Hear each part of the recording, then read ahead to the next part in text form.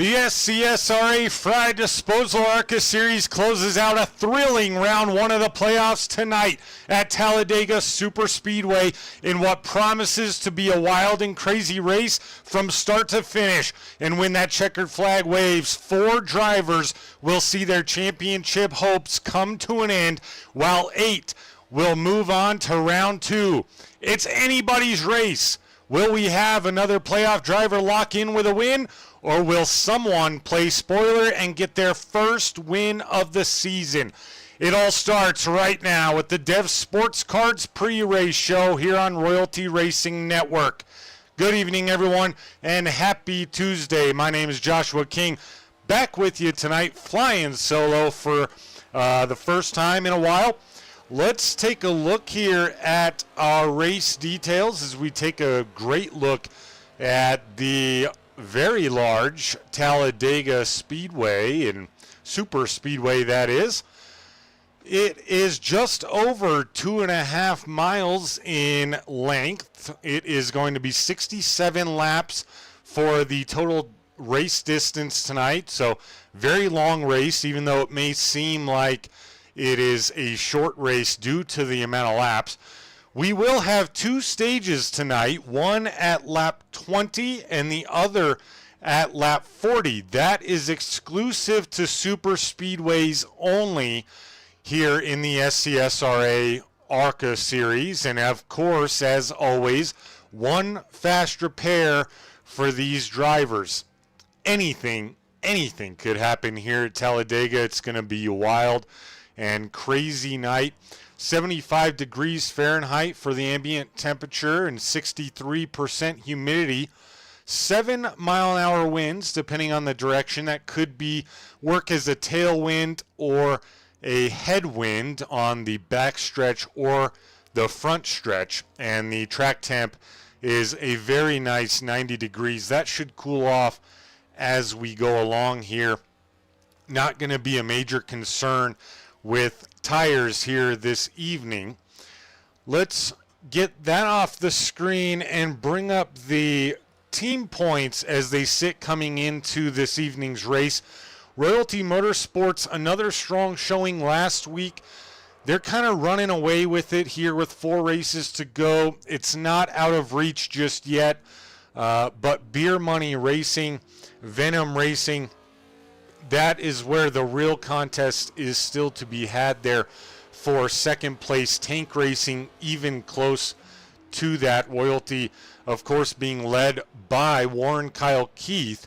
He is the only driver to have locked himself in to the second round. Of course, he did that last week with his win at Darlington. You can see there up at the top of the board with the advanced words there, or letters rather. Everyone else extremely close coming into Talladega tonight. Kenneth Redinger sits second in the points. He's got a mere 15-point lead above that cut line, and that, folks, is not enough to be comfortable with, especially at Talladega. You go down towards the bottom there, and Michael Lepicki, Ryan Hufford, Vince Brent, Brandon Anderson currently below that cut line. Once again, though, Brandon Anderson only 15 points outside of making the top 8. So if he could get some stage points in what will hand out a lot of stage points tonight with 2 stages, he would be sitting in a much better position. I imagine Brandon will try to avoid the chaos and put himself in a good position to not only get stage points, but put himself in a position to win near the end. But everyone going to be looking to do the same. Let's go trackside now, as the man at the top of the board right now in the practice times is the 83 of Ryan Hufford out of Schoolcraft, Michigan. He is a playoff driver, and he currently sits 10th. Let's get that graphic off the screen. There you go. Now you can see Ryan. Welcome into the chat, everyone. Let me know who you're rooting for and cheering for. Maybe a sleeper pick if you're not tied to anyone on who might win this race. 83, a Hufford, looking really nice. New paint job this week on the 83. Only a few guys out on track. He's out there with his teammate, Nicholas Walthorn, in the 54 in the Rowdy Energy Chevy Camaro. Working together there. Ryan right now, as I mentioned, top of the board. Walthorn just went 10th quick in practice time. Here's the 41 Blackout Motorsports Chevy Camaro of Chucky Balance out of Pikeville, North Carolina. I know there's a lot of you watching at home. Shout out who you're rooting for here, guys. I try to be responsive in the chat and have a good time with all of you. Blackout Racing Network there on the front of the 41 of Chucky Balance. Some more guys coming out on track now. Let's go see. Here we go. Oh, well, never mind. 29 ARC Raiders Chevy Camaro of Phil Ellis Jr. Mixing it up with the 5, apparently, of AJ Evangelista. All right, well, extracurricular here in the practice session, so don't think anything will come of that. I think they're probably teammates, if I remember correctly. Here's Matt Baines. Oh, and he slams in. All right. A lot of guys goofing around here in the practice session. There's Evangelista. What's up, Morgan? Hello, Tina. See if anyone else is out there actually driving on the Speedway. Here we go. We got Lauren Vincent, the 07 Cabela's Chevy Camaro out of Salina, Kansas. Good looking ride for the 07. I know he'd love to get a podium or a win tonight here at Talladega. Josh Mueller in the 26 is out there as well. 26 and all his teammates been rocking the Greg Biffle tribute paints all season long, and unfortunately, obviously it turned into celebrating his life after he passed away, so RIP to the one and only Greg Biffle. Matthew, welcome in. Let's go 54. We just took a look at 54. He's here with Chucky Balance and his teammate Ryan Hufford. Hufford, as I just mentioned, quickest in practice so far.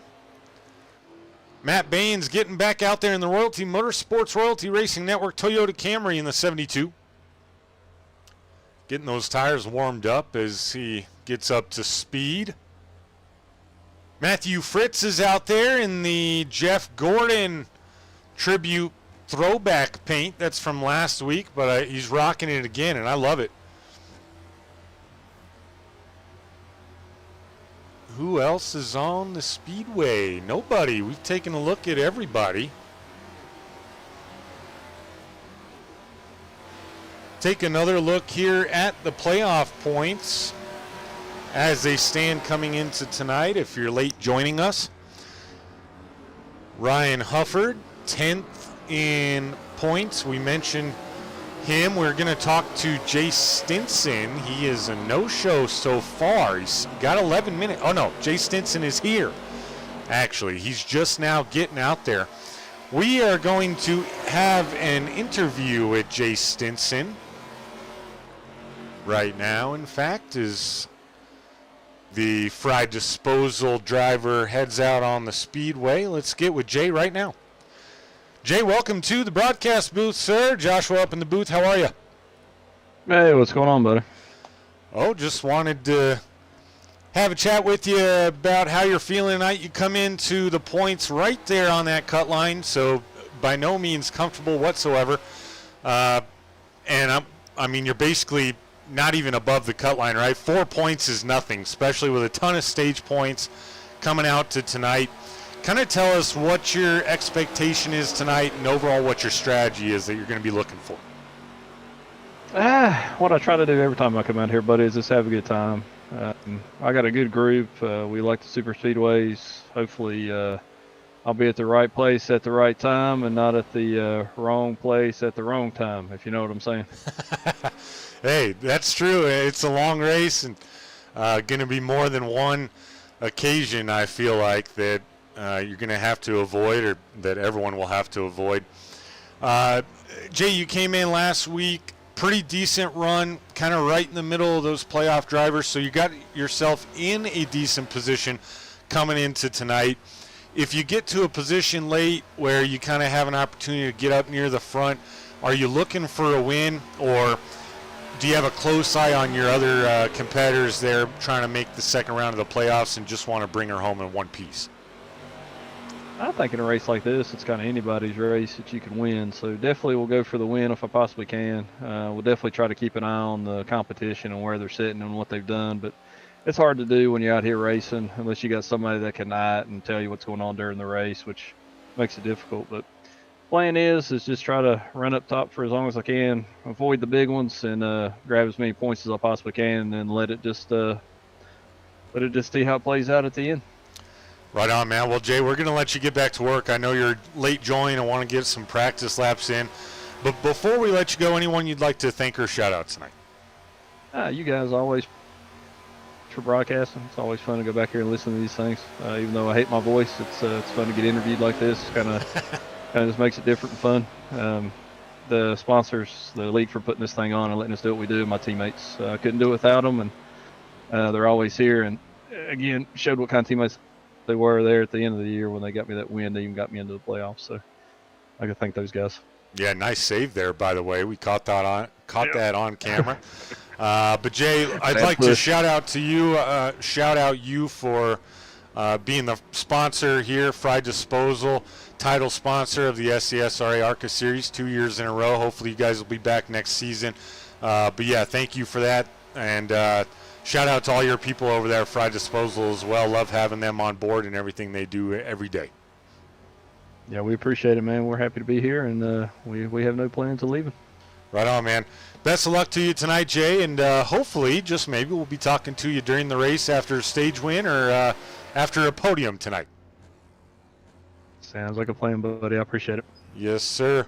Once again, folks, that was the number 31 of Jay Stinson in the Frye Disposal Chevy Camaro out of Bristol, Tennessee. Let's see who else might be on the speedway. Some more guys coming out to practice here with 7 minutes, closing on 7 minutes here to go in the practice session. Alicia, there you are. I didn't have my normal greeting message when I got on this evening, but there you are. Better late than never. You just made it in time, so that's good. Go Walthorn. Yes, he's looking for a big night.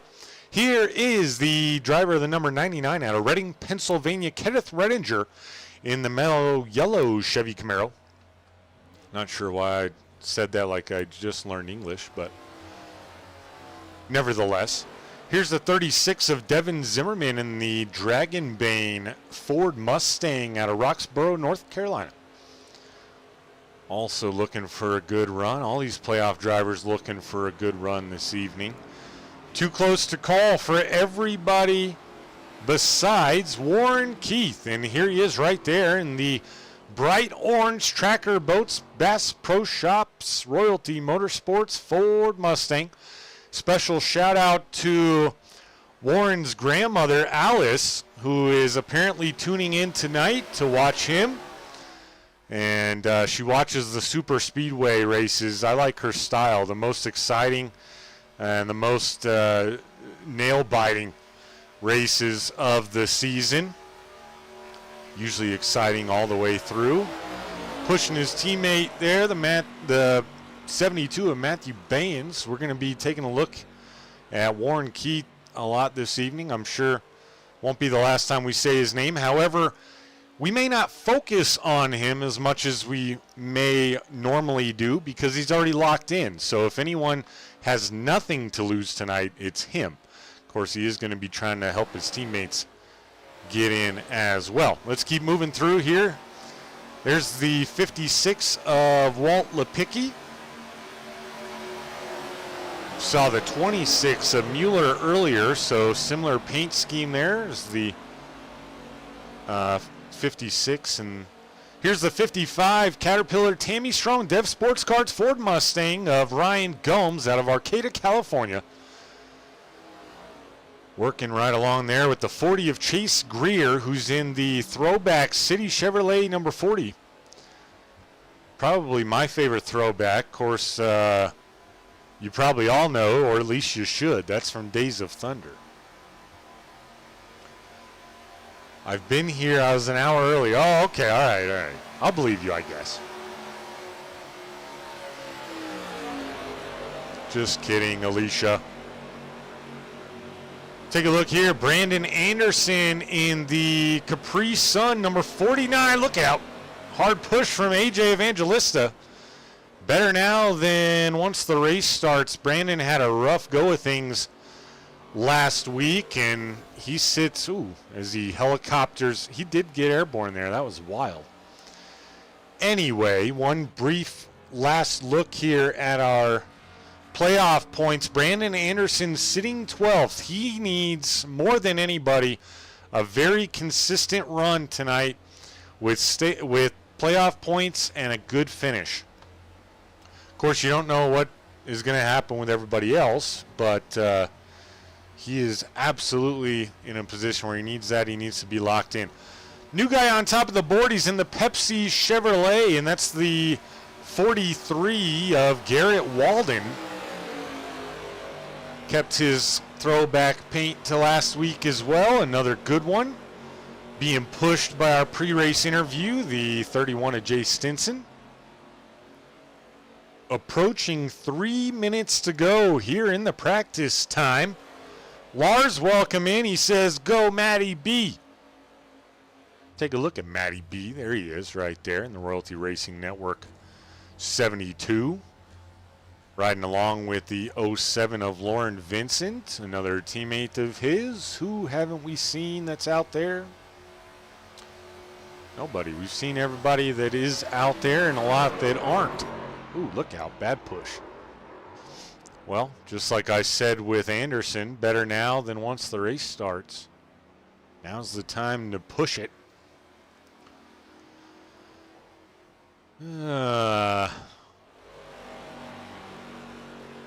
I'm excited for this one, guys. Ryan Gomes again. Kenneth Redinger now full speed out there all by himself. Just riding. Got Dev Sports Cards qualifying coming at you next in just about 2 minutes.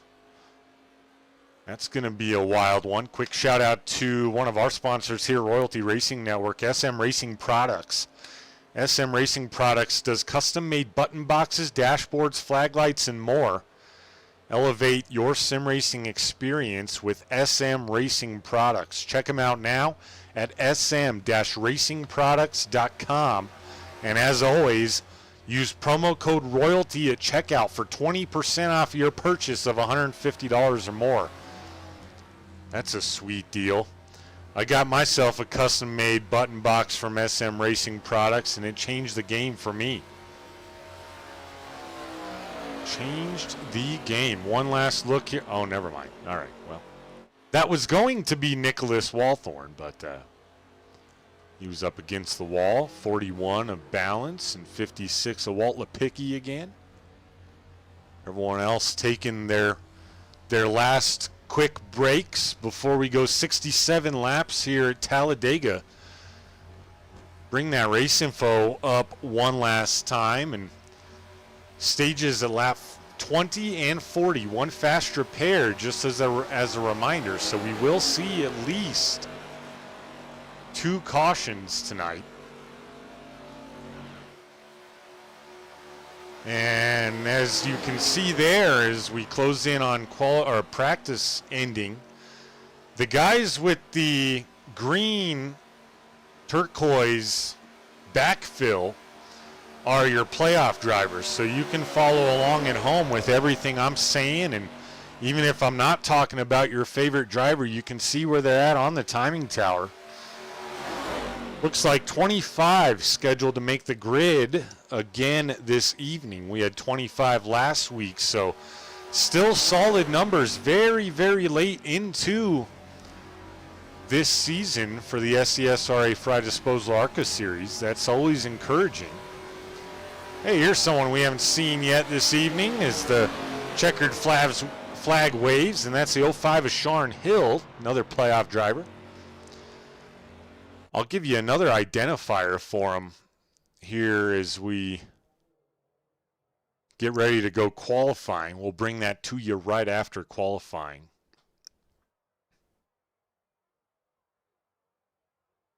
Potentially waiting for someone to pull out on track. Here we go. If you're new to the program, right above the Frye disposal box, you'll see Matt Baines and everyone else's lap times as they come across, and I'll keep you updated. Matt Baines, first one out on the speedway. Walt Lepicki going to join him. Devin Zimmerman as well. Ryan Hufford now making his way out there.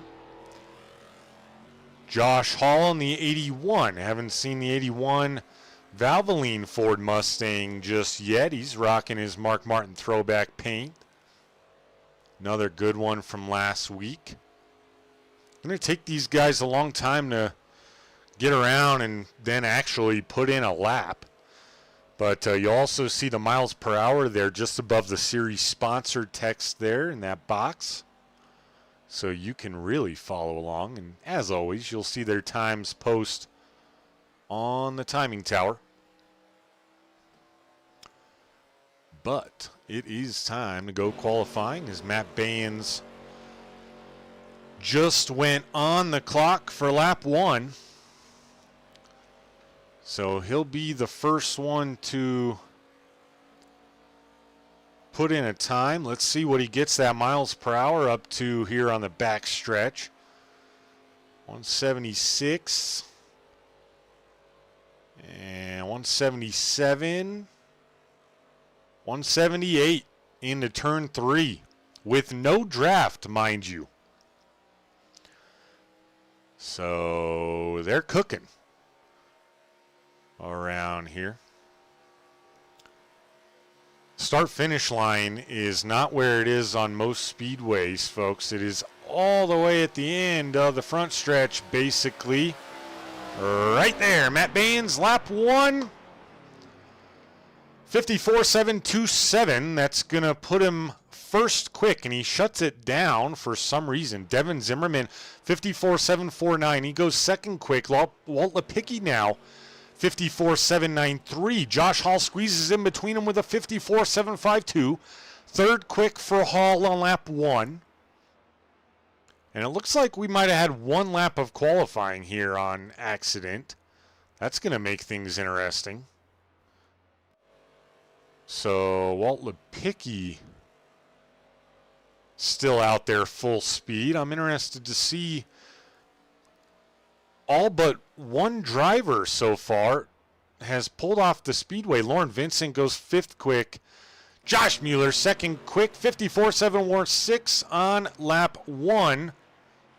And he's backing it down. So one lap here, I guess, for qualifying. That's going to make it hard for me to go through everyone with you guys. Nicholas Walthorn, 54.858, currently 9th quick. Garrett Walden goes 6th quick, 54.791. Derek Da Silva, 54.819. Now Parham goes second quick, 54.732. I was not informed that there was one lap of qualifying. So this is interesting. Chase Greer to the top of the board, 54.721. He beats out Matt Baines. He'll take over the pole for now. Holden Wheeler takes it from him now in the 09. 54.684 for Wheeler. Quick time out of 19 qualifiers thus far.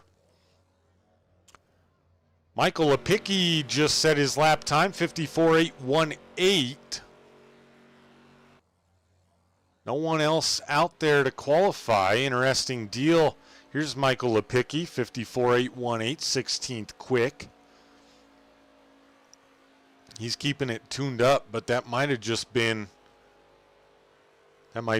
for an extra practice lap. Not quite sure. Interesting here, Ryan Hufford, 20th on qualifying. He was the quickest in practice for the longest time. Ryan Gomes, we missed his qualifying. He did put her third quick as of right now, should no one else elect to come out on the speedway. That would leave Phil Ellis Jr., Brandon Anderson, Ian Davis, that is, AJ Evangelista, Warren Kyle Keith to not make an appearance in qualifying, as qualifying does indeed come to an end. Let's bring you the starting grid. Holden Wheeler with the pole in the 09. Kenneth Redinger will start second in the 99. Ryan Gomes will roll off third in the 55. Chase Greer in the 40 will start fourth. Matt Baines will start fifth. Justin Parham in the 19 will start sixth. Josh Mueller in the 26 will roll off seventh. Devin Zimmerman in the 36 will start eighth. Josh Hall in the 81 will start ninth. And rounding out your top 10 starters will be the 67 of Matthew Fritz. On back we go. The 11th position will belong to Sharon Hill at the start of the race. Lauren Vincent in the 07 will start 12th. 13th will be Garrett Walden in the 43. Walt Lepicki in the 56 will start 14th. Jay Stinson in the 31 will roll off 15th. Michael Lepicki will start 16th. Derek Da Silva in the 16 will start 17th. Nicholas Walthorn in the 54 will roll off 18th. Chucky Balance will start 19th. Ryan Hufford in 20th. Everyone else behind him did not take a lap, but they line up like this. Warren Keith will start 21st. AJ Evangelista in 22nd. 23rd will be the 29 of Phil Ellis Jr. 24th will be Brandon Anderson in the 49. And rounding out your field will be the 69 of Ian Davis. Trackside we go now. So we get the grid off there. Come on now. There we go. Holden Wheeler, Kenneth Redinger to lead us to green for the first time. Any more last votes out there? Y'all aren't too chatty this evening. 26 people. I've heard from 4 of them. Come on now.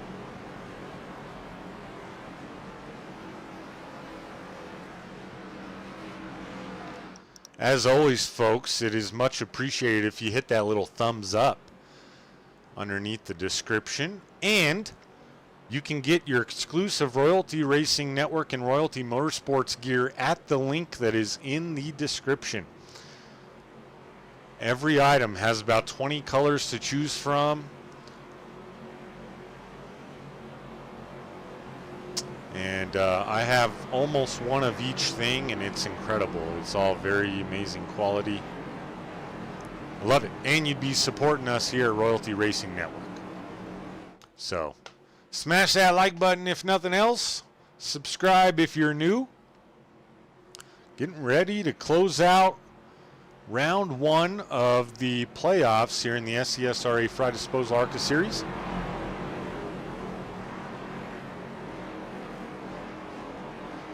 Be a good one. Oh yeah, Morgan, you're right, man. Some people are on TV. I still got to do that. When I watch my driver's race, I could put that on my TV. Pace car pulls off. It's time to go to Barney in the starter cam. Watch these guys come around and hit that Geico start zone, that blue and white stripe you see. And here comes Holden Wheeler, Kenneth Redinger. And we're green at Talladega for race 2 of the playoffs.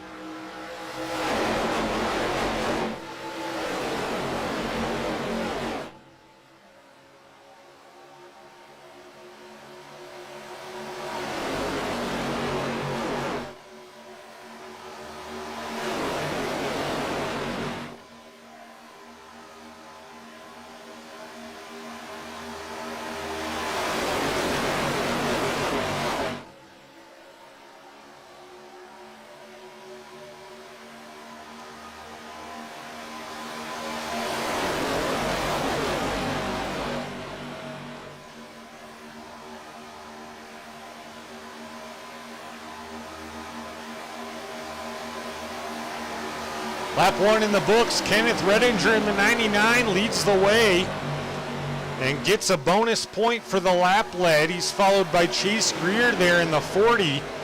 Then they're two wide. Holden Wheeler, Justin Parham. Parham in the Bass Pro Shops gold and black Chevy Camaro on the outside lane. Wheeler in the orange and black 09 on the inside. Going to be a lot of side by side and a lot of back and forth. May have moments where I kind of just shut up and let you enjoy the racing. If you watch my broadcast a lot, you're thinking, him shut up? Yeah, sure. But it's true, I can do it.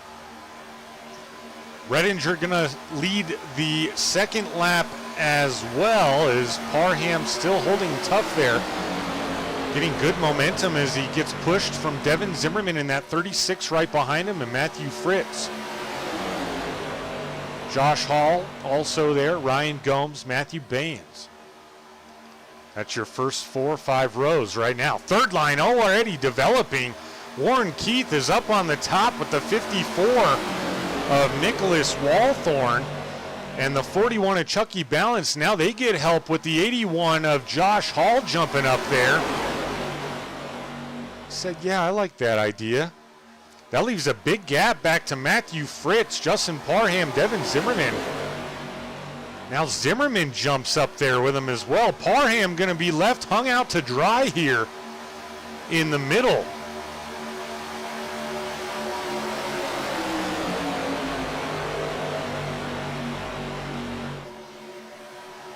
Of course, Kenneth Redinger and others on that bottom line were just fine seeing that happen. Devin Zimmerman now leads that third line, that middle line going all the way to the back now.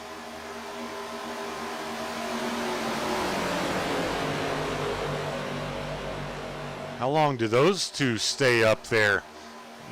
Referring to the 81 and the 36 before they... Yeah, the 36, he didn't take too long. He said, forget that, I'm jumping back down. It was working for a little while. Now, not so much. Josh Hall saw himself go from front 3 rows all the way to the back nearly, and Warren Keith jumped down to the bottom when he had an opportunity. Gamble number 1 by Josh Hall.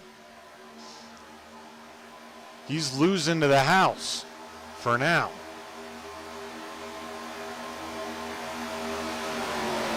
Kenneth Redinger still leads the way. He's led all 5 thus far.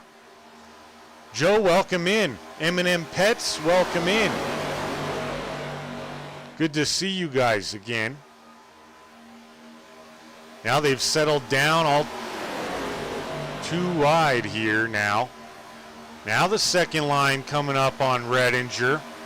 Zimmerman might lead this one. He's got a good run with Parham pushing him, and he will. First new leader of the evening, Devin Zimmerman to the front. He'll drop down now in front of Redinger. That's going to leave Zimmerman and Parham to lead the 2 lines. Had a blinker just a bit there. I think that was the 83 of Hufford. It was in the metallic blue and black Toyota Camry.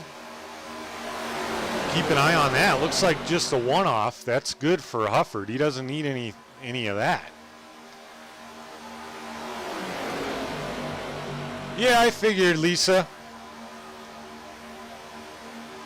I figured that was you. Good to see you. Now Parham to the lead. Matthew Fritz was also able to clear. They'll take over the bottom line. Warren Keith, who is definitely the most benefited from that 3-wide situation a few laps ago, he now leads the outside lane. He's up 20 spots. It didn't take him long to get up front. Ryan Hufford in that 83, he's up 13.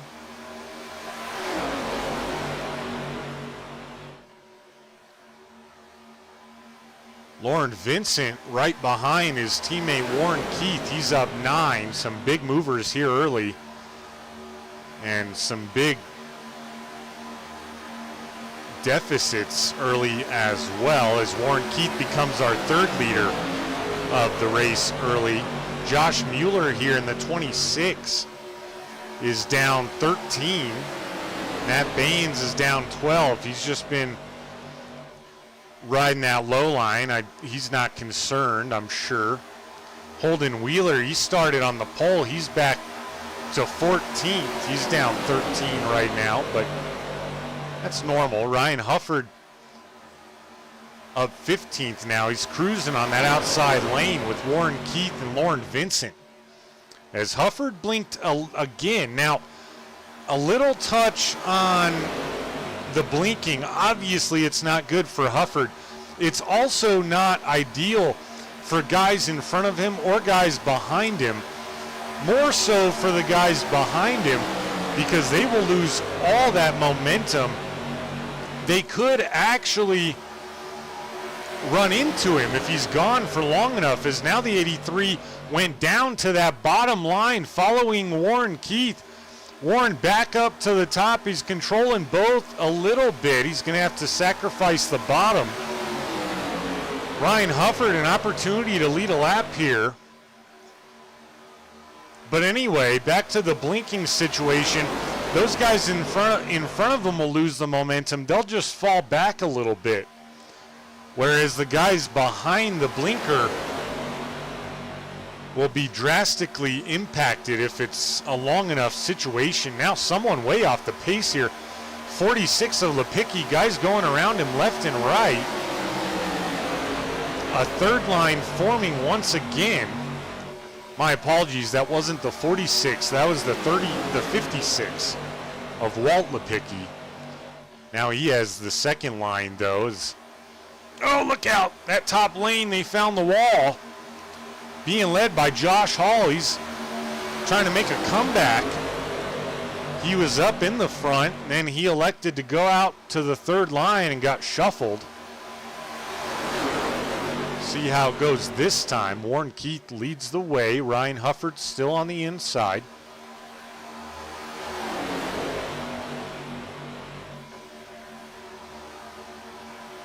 Josh Hall hanging tough up there with, looks like, Walthorn and Chucky Balance on that 3rd line.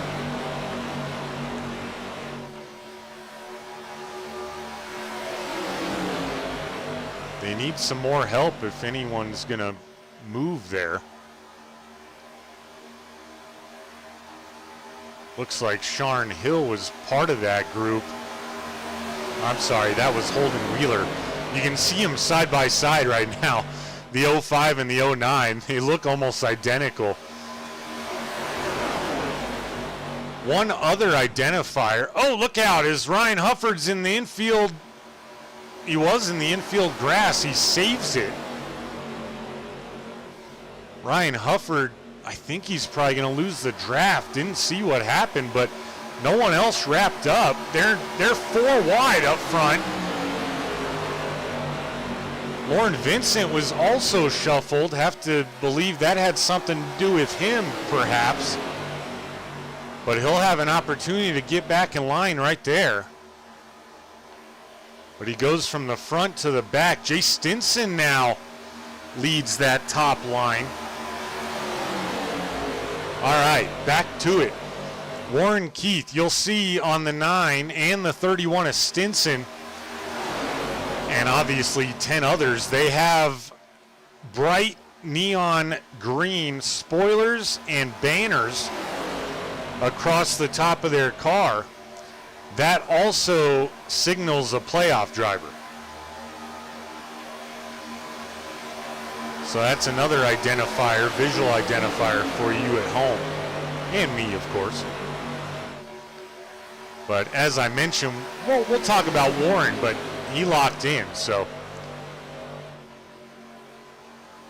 gonna focus on all the other playoff drivers so far. Ryan Hufford back to 24th right now. He did, in fact, lose the draft. Luckily for Ryan, he'll be hoping to get to that stage caution on lap 20 without going a lap down. And if he does go a lap down, he'll hope to be the first one. Of course, Ian Davis is way off the pace, and he'd go a lap down first. Or I should say Ryan would hope to be the last one to go a lap down. That sounds better. Jay Stinson now leading a lap. I believe he led one before that, but Stinson up in the 31. He's up 14 spots.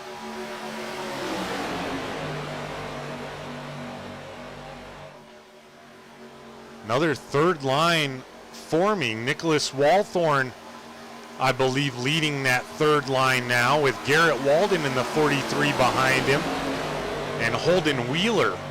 Chucky Balance also staying way outside. They find the wall again. Lauren Vincent up there behind him. Think that third line is just getting a little bit too close to that wall. It may not feel like it, folks, when you're in the car, and depending on your monitor setup, you may or may not be able to tell how much room you have to those guys that are on your inside, but they have plenty of room, and a great shot there, half a car length there. Still, you can see Lepicki in the 54 of Walthorn very close, but for the most part, about half a car length they could afford to come down, and that being the same for that middle line. Plenty of room for that middle line to squeeze down more as well. There's about a full car length there between that middle and bottom line. Now that outside lane absolutely cooking. Michael Lepicki in the 46 to the front. He's going to lead a lap here, is Lepicki. 54 Walthorn behind him, the 43 of Walden on that top lane. Those three clear, so they'll comfortably drop in front of the 67 of Matthew Fritz on that second line. Walthorn wasn't able to hold it low. Garrett Walden taking advantage. He'll now go second in line on the middle side. Chucky Balance is in the wall, heavy. Still trying to work that top line.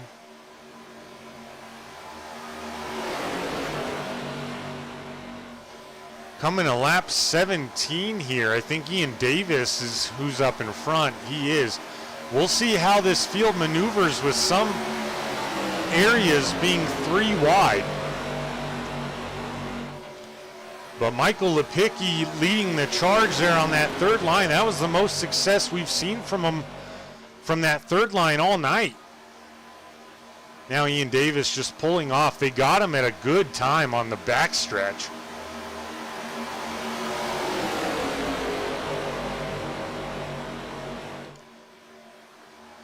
Garrett Walden now shuffled out. He's going to have to fall back all the way to the 54 of Walthorn.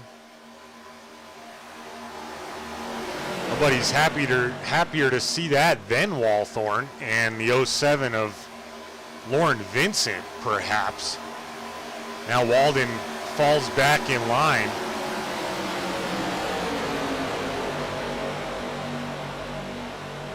These guys getting a little separated. They got to get organized back here. They're getting all sorts of fanned out.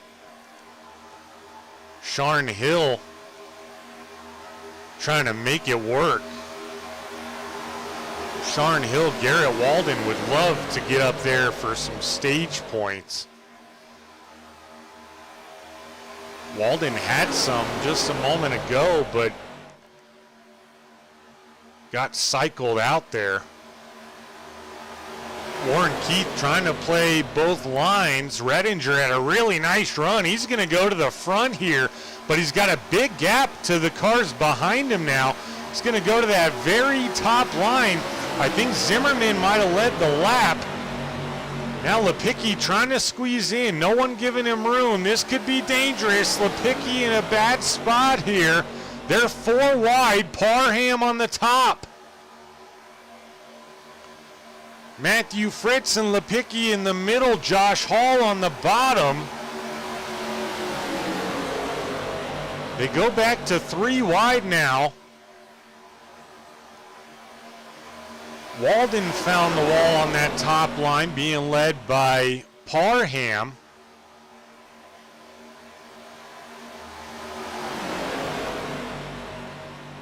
All sorts of movement here. Redinger going to lead the lap.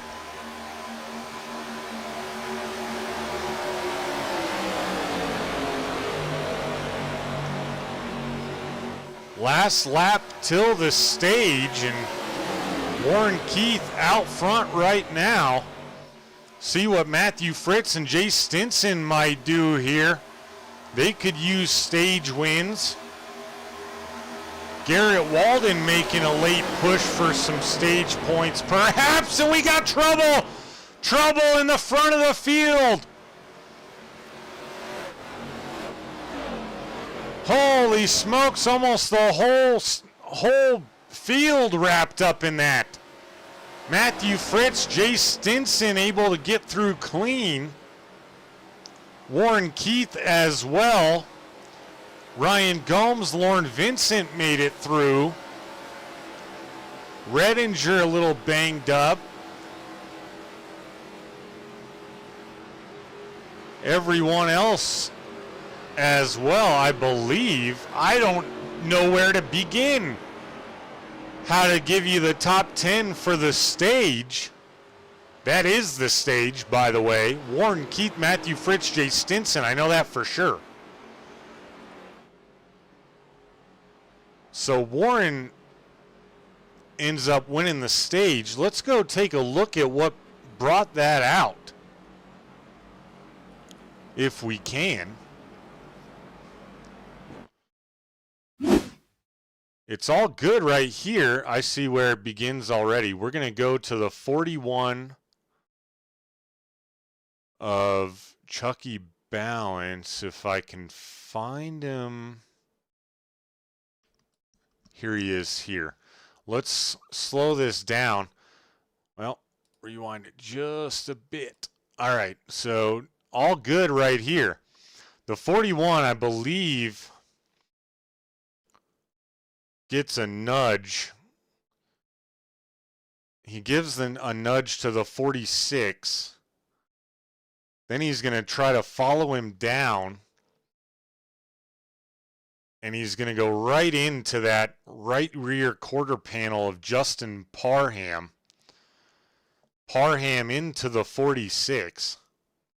Meanwhile, 56 can't see it yet. Now he's got nowhere to go. He's wrapped up. Redinger, Zimmerman, innocent bystanders. They're wrapped up immediately. Now the 56 of Walt Lipicki comes up the track, gathers the 09, the 54, the 43, the 72. Lauren Vincent somehow made it through without a dent. My goodness. And chaos ensued. And you know what? We're going to do something different than we normally do at the stage break.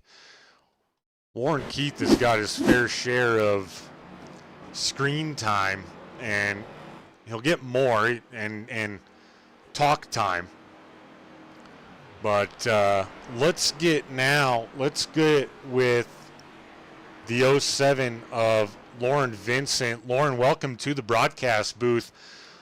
We saw you make it through on a prayer there. Talk to us about what you were thinking as you saw that begin in front of you, and just kind of what was going through your mind, how you're going to try to avoid that craziness?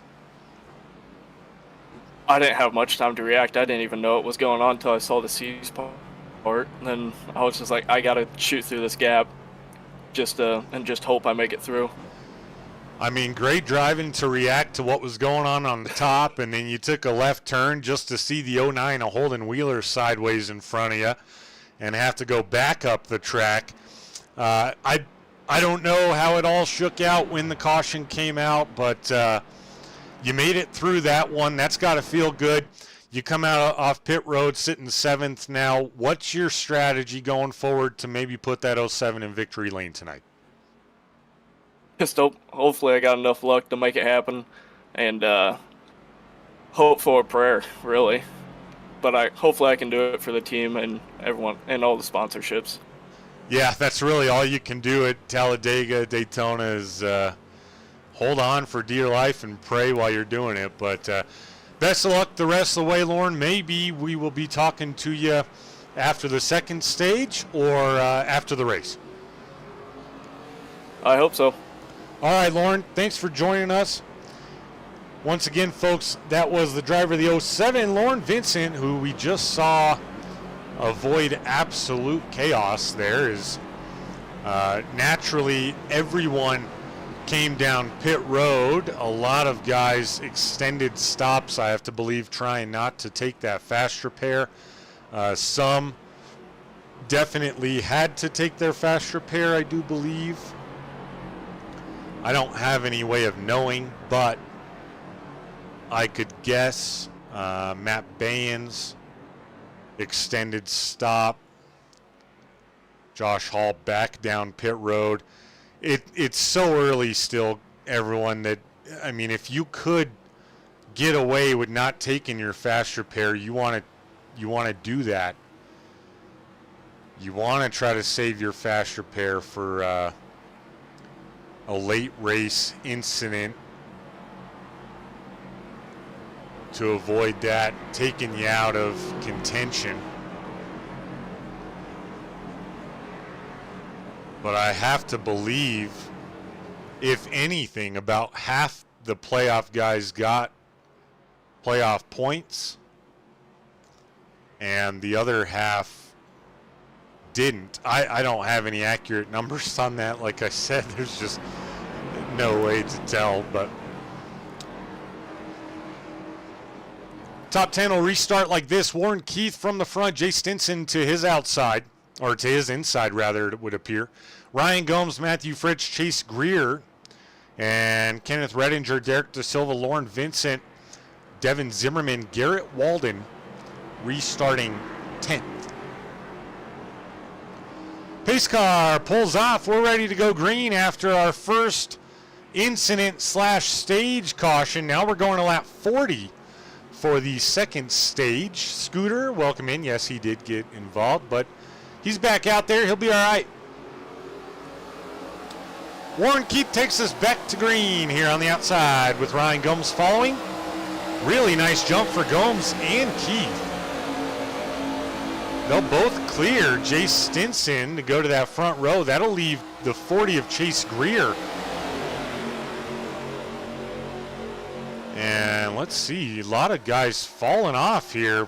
I don't know, damage or just a bad start. Sharn Hill closing the gap now. Looks like Matt Baines trying to hang in there. Brandon Anderson with damage as well. Sharn Hill feels pretty good about his chances with that car as he goes to the outside. Pulling up now to the back bumper, the 83 of Ryan Hufford. That outside lane had a good comeback, and Jay Stinson may lead a lap. Ooh, it was close, but I think he got it. Chase Greer right on that back bumper of the 31 all the way around almost. You can see that on your screen. Barely even a gap between them. You got to have some confidence and some trust in the guy pushing you for sure. 31 and 40, nearly clear the 9 there. Not quite able to do so. Little bit shorter stage here for stage 2. Just because after the caution laps tick off. They got going, I believe it was on lap 24, I think.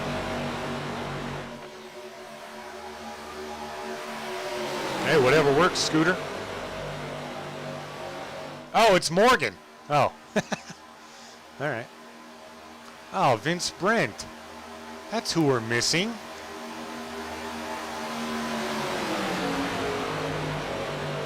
A playoff driver. That's not good. During the next stage break, we will, or next caution, whatever comes first, we'll take a look again at the points.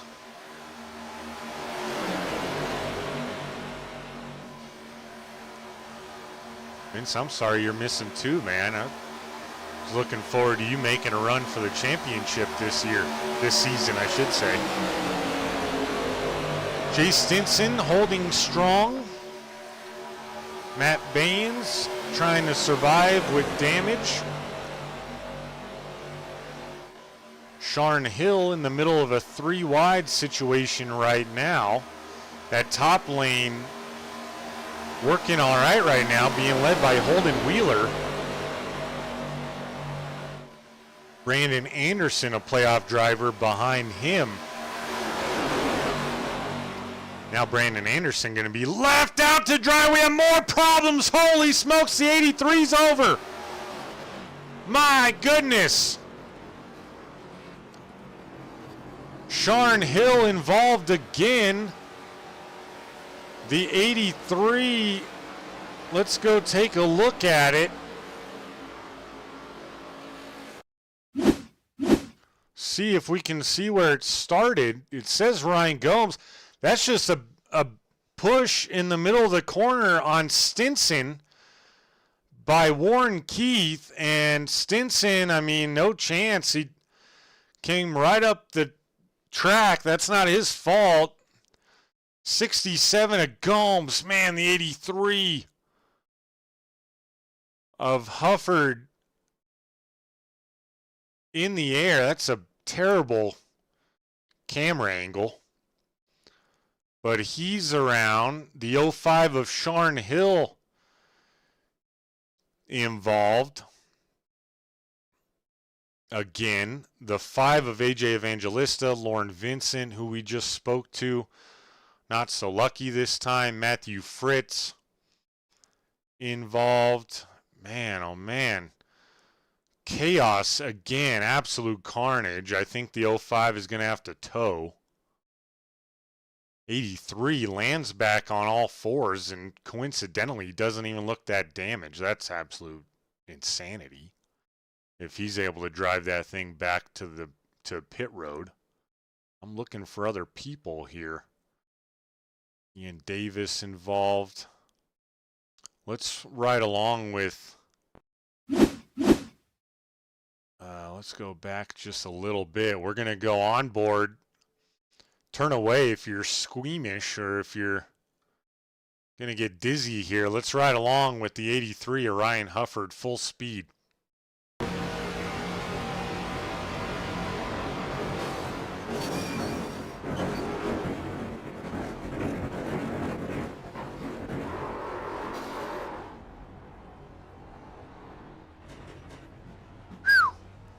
Wild ride for Ryan Hufford. Let's go back live, and the majority of the field down pit road, starting with this guy, the 26 of Josh Mueller. Walthorn was in. Sharn Hill had to take the fast repair. He'll be praying all the rest of the race now. Jay Stinson, Ryan Hufford, of course.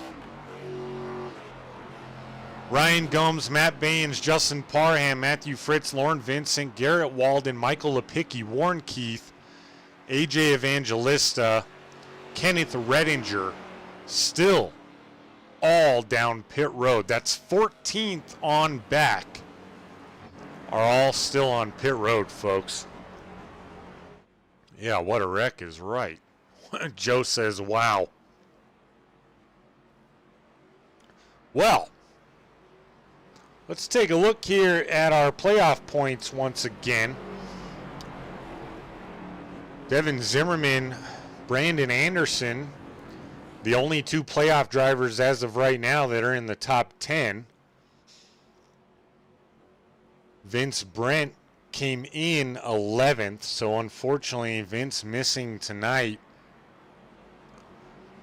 He will not move on, so that's one driver these guys don't have to worry. I promise if he was here and he moved on, they'd have to worry about him winning the championship. So tough break there for Vince, but nevertheless the show goes on, and so the other 11 drivers fighting for 8 spots. And Sharn Hill hoping his night turns around. It hasn't started well, but he's going to restart in 11th, I do believe. There's Sharn Hill right there. Yeah, Joe, I know. We might have to get with Ryan in a little bit. I don't like grabbing people, especially in playoffs. I don't particularly care for grabbing people right after they were in a wreck. Emotions are running high, you know, and it's just sometimes too much of a gamble of what you might get on the microphone. But we'll make note of that and see if we can get a word with him later on in the evening. Still a lot of race to go. We're going to have, let's see, the lights off? Yeah, we're going to have 9 laps to go here till the second and final stage, which will set up, in all likelihood, 24-25 to the checkered flag. Derek Da Silva, Devin Zimmerman, teammates going to lead the way to green this time. Holden Wheeler, Brandon Anderson, Phil Ellis Jr., Walt Lepicki, Josh Hall, Chase Greer, Josh Mueller, Nicholas Walthorn. That is how your top 10 will restart. He would be fine. Nicholas Walthorn says, hey, aren't you supposed to be driving right now? You're in 10th. Nicholas Walthorn, ladies and gentlemen, a man of many talents. Texting and driving being one of them. Good luck, Nick. Da Silva Zimmerman will hit the restart zone. And we're back under green after our second caution of the evening. Da Silva electing to go high with teammates and then changes his mind. Drops down in front of the 9 of Holden Wheeler. 09, I should say. Another weird start. Walt Lepicki tail into that group. Chase Greer and Josh Mueller. Little bit back. Zimmerman's around already. Holden Wheeler's involved. They go to the bottom. That's not going to bring out a caution. Oh my goodness. And that's going to be absolute heartbreak for Devin Zimmerman. The field all sorts of spread out. Let's go look at what happened to Devin Zimmerman.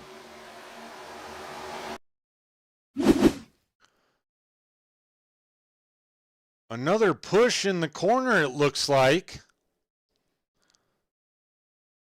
Yep, just another push, just no reason. I mean, we're not on the white flag. Devin Zimmerman just got screwed, if you ask me, and that's the second bad push in a situation where there doesn't need to be pushing at that moment. My goodness, we have 34, 35 laps to go.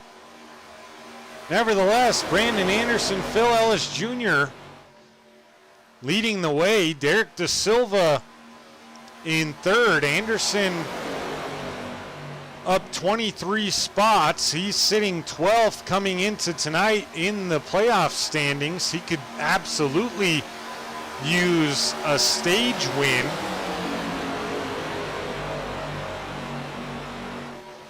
If not more. Like I say, I have no way of knowing if he got stage points in that first stage or not.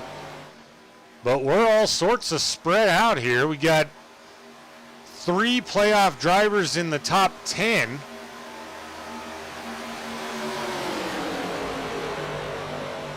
The other 8 that made the race tonight outside of the top 10 as it stands right now.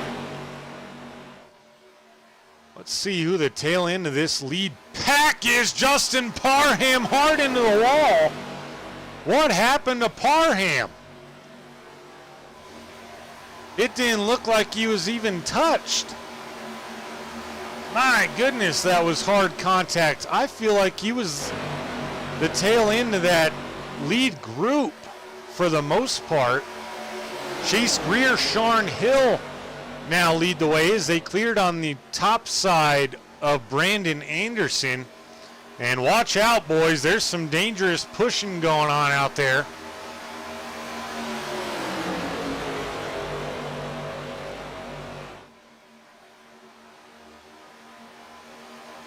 Holy moly, I don't know what happened to Parham. That was wild. I'm still trying to see who's the tail end of this group. I think I got it. It's the 54 Nicholas Walthorn. And I don't have any way of looking at what happened to Parham because it didn't trigger anything on my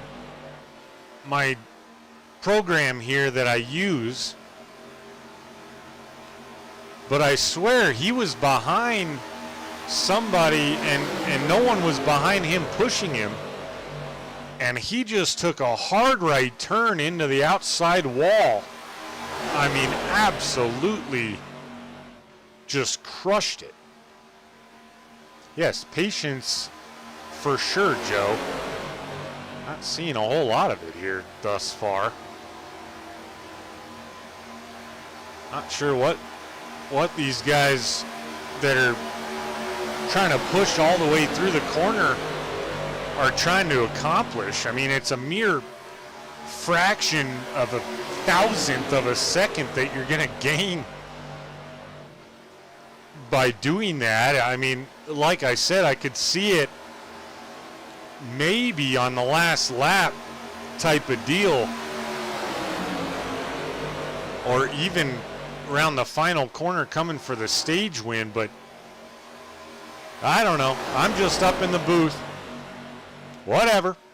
Chucky Balance now to the lead here as we approach lap 37.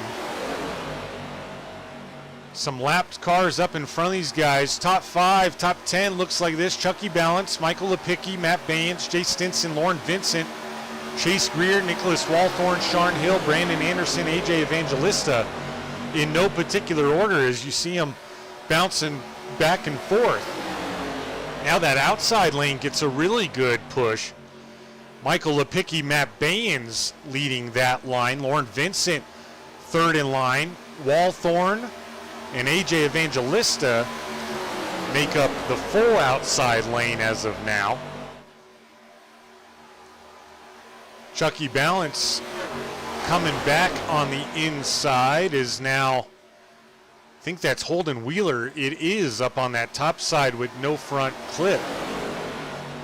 So he'll pull way up high to let these guys go by. There's Parham. He's back out there. He got the fast repair used.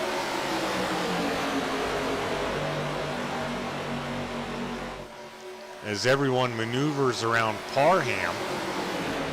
Parham's only one lap down after all that, so he does have a chance. He's the first guy a lap down as of right now. And it looks like Wheeler's significantly damaged, so I think Parham will have a good opportunity to get back on the lead lap here, and his race isn't over. Zimmerman has managed to stay on the lead lap, so his race far from over as well, which is a good thing. Kenneth Redinger is done. He was a playoff driver. We'll check on his status shortly. Matt Baines now to the lead. Biggest movers right now. Nicholas Walthorn, he's up 15. Brandon Anderson up 17. Phil Ellis Jr. up 14. And Lauren Vincent up 10. So those are your five biggest movers. AJ Evangelista also up 19. So those are all of your biggest movers. As now Matt Baines drops to the bottom. Going to allow Nicholas Walthorn an opportunity on the outside. Devin Zimmerman now just about to go lap down. That's going to affect Justin Parham getting his lap back as the lucky dog. Brandon Anderson goes around the outside of Walthorn, and Walthorn hung out to dry right in the middle. Had the lead for a blink of an eye. Walthorn going to settle back in, might still get some stage points. Jay Stinson coming up on that outside lane. Parham goes around Zimmerman, so he will, in fact, still have an opportunity at that lucky dog spot. Matt Baines now dropping to the inside. I don't blame him. Whether you win it or not, I wouldn't want to be in front of Brandon Anderson. Brandon Anderson going to lead the way. Does he get the stage victory? Matt Baines on the inside, still trying to take it. Anderson lost his help. Matt Baines going to win stage number 2. That was a good stage finish. Matt Baines with the stage win. Brandon Anderson, quality stage points. I can give the top 10 to you that time, folks. Matt Baines, Brandon Anderson, Sean Hill, AJ Evangelista, Lauren Vincent, Jay Stinson, Michael Lepicki, Nicholas Walthorn, Phil Ellis Jr., Chucky Balance, your top 10 as it sat when the caution came out. We're going to let these guys pit, and we're going to take a brief commercial break.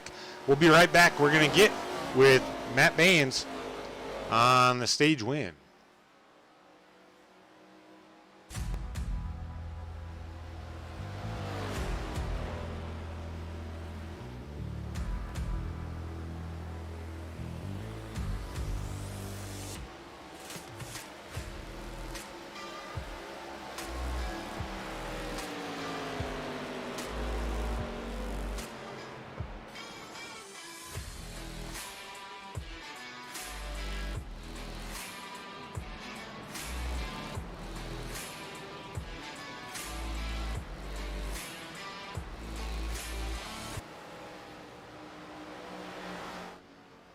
Welcome back, folks. These guys pulling closer to the pace car. I expect to see everyone down pit road this time.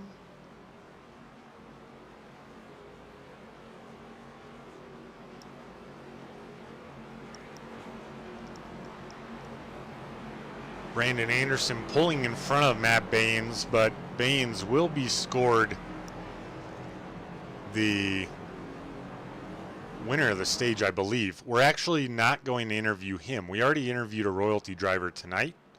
We didn't interview Warren for the stage win of stage 1. We're not going to interview Matt for the stage win of stage 2. We're going to go to Justin Parham, try to see what happened with Parham as he'll take his lucky dog, and I do believe anyway. There's Parham in the black and gold Bass Pro Shops. Or actually, that's not a good idea either, because he'll he'll pit a lap later, and then they'll be fixing to go to green. Well, all right. We'll go to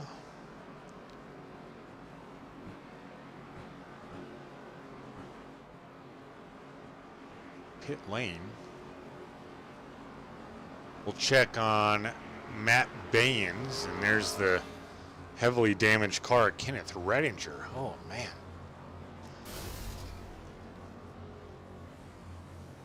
Let's see who wins the race off pit road. Gonna be Jay Stinson and Michael Lepicki leading the way.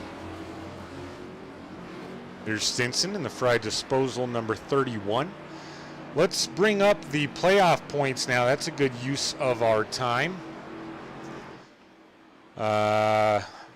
Kenneth Redinger calling it an evening. He was plus 15 coming into tonight. I don't recall if he ended up getting stage points due to the mayhem there, but Redinger could very well be in a spot where he drops out of the top 8 due to Michael Lepicki, Ryan Hufford,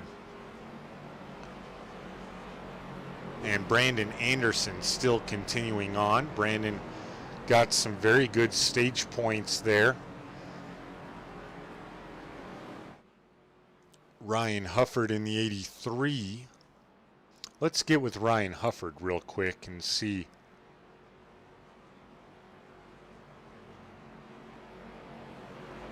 Where is Ryan Hufford? There he is. Ryan, Joshua up in the booth. How you doing, buddy? Well, that's a loaded question, actually. Part of me died, but part of me is still alive, so I don't know how to feel. Yeah, walk us through what you were feeling when you're driving straight and then all of a sudden you're up in the air going backwards. Well, I thought I was going to clear it. I thought I had it timed. I didn't lift, and then next thing I know, I'm looking at the sky, and then I don't know how I'm still alive. Yeah, tell me one thing, Ryan. Do you race in VR? I do not, thankfully. Okay, good. That was all right. rough. I was going to say, if you're in VR, you might have to take it off for a minute there and get your bearings back and maybe even run to the No joke. bathroom real quick. But good to hear you're doing okay there. You got the 83 in a position where you're still in the race on the lead lap. Tell us what your thoughts are going forward real quick for the rest of the race here. Well, I've been back and forth to the front more times than I can count, so hopefully I can get up there and stay up there without getting sent to the back again, because I'm living on borrowed time with no more fast repairs. All right, buddy. Well, we'll be watching that 83. You're going to restart 9th, it would appear, or maybe 10th, but somewhere around there. We'll let you get focused and get back to work. I appreciate it, brother. Thank you. Yes, sir. Once again, folks, that was the driver of number 83, Ryan Hufford. Playoff hopes still alive. Used his fast repair. We kind of could guess that. There you go, Joe. Got the Ryan Hufford interview. And, I didn't see the other comment, Nick. That would have been... Dang it. That would have been such a great comment to ask him. How are you driving and still texting? I want to know that. Once again, quick reminder, folks, tap the thumbs up on your screen, please. The likes help get us out there. I've been trying to get noticed by iRacing with hopes of the opportunity to broadcast one of their official races, or race series, I should say. And not going too well so far. haven't gotten noticed, but I'm not giving up the dream. But I absolutely love doing it. So anything you guys can do to help, share or post wherever, also tap that like button. Jay Stinson, Michael Lepicki leading us back to green. No more guaranteed cautions. I know it sounds silly to say because it's almost a guarantee you will get one, but the stages are over and we're back green at Talladega for the elimination race of round 1. Jay Stinson, great jump on the rest of the field, and that's good for right now. But what we're going to see is Michael Lepicki, Chucky Balance, and the rest of the guys chase him down in a hurry. Still a big gap once again on another restart. Very strange to see that. Brandon Anderson, Derek Da Silva now closing in. Jay Stinson absolutely blown by Chucky Balance and Chase Greer. Chucky Balance now leads the way. Michael Lepicki and Derek Da Silva, along with Ryan Hufford behind him. That bottom line just going nowhere. They'll get a little bit of help now as who dropped down there? That's Da Silva in the 16. Chase Greer, Chucky Balance. Now going to the bottom side, and that'll leave Michael Lepicki in the 46 leading the way on the outside. His teammate Da Silva going to jump up, give him some help.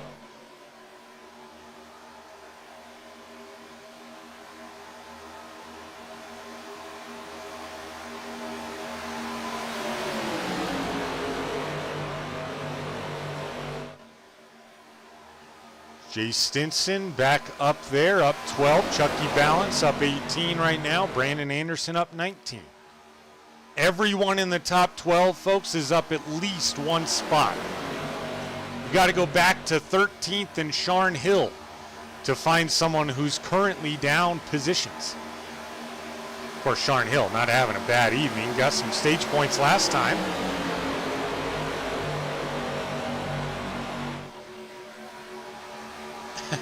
Yeah. Texting and driving too. Too many drivers texting and driving. It's all right. All good. Approaching 20 to go here, which sounds like not very much time left in the race, but plenty of time, I assure you. Now Brandon Anderson back to the point, being pushed by Derek Da Silva. Let's see if either one of these guys drops down. Anderson will take that option. Get a nice bump there from Chucky Balance on the bottom side. Now Da Silva with the momentum. Michael Lepicki right behind him. AJ Evangelista up 17, having himself a good night right now.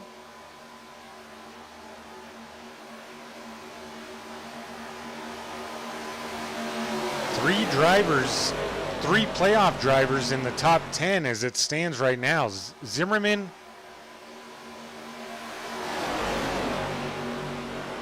let's see here. Zimmerman, Walden, Redinger, all outside the top 20. Of course, Redinger called it a night. Zimmerman one lap down, and no one hoping for a caution more than him right now. And Walden. Oh, Walden also has called it a night, unfortunately. So that's not good. So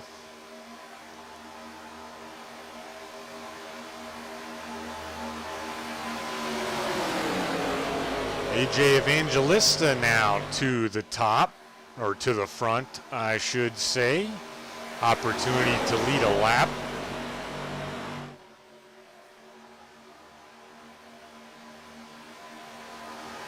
Justin Parham got the lucky dog of that last caution. There he is in the 19. Currently sitting 13th. In a good spot though, within striking distance. Now Ryan Hufford in the 83. Going to that top side, a third line forming there. Chucky Balance, Nicholas Walthorn, Ryan Hufford. Ooh, Hufford blinked. They got by, it looks like. Good move there by Ryan Hufford. Brandon Anderson shuffled a bit through the middle. So they made that work. That top line needs to bring it down a little bit. That's a little bit better. They don't want to be way up there. There's a dynamic with these cars at super speedways, folks, called side drafting. And it's exactly what it sounds like. Just like you draft the car in front of you and get, that momentum and those pushes from behind you, the side draft can in fact slow that car beside you a little bit. So at times, depending on where you're at, you want to be able to side draft.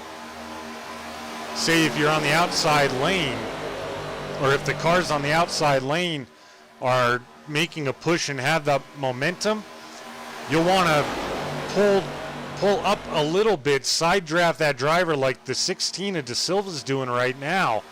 That was a combination side draft. The 54 pulled down as well. Now you pull off, able to get that momentum.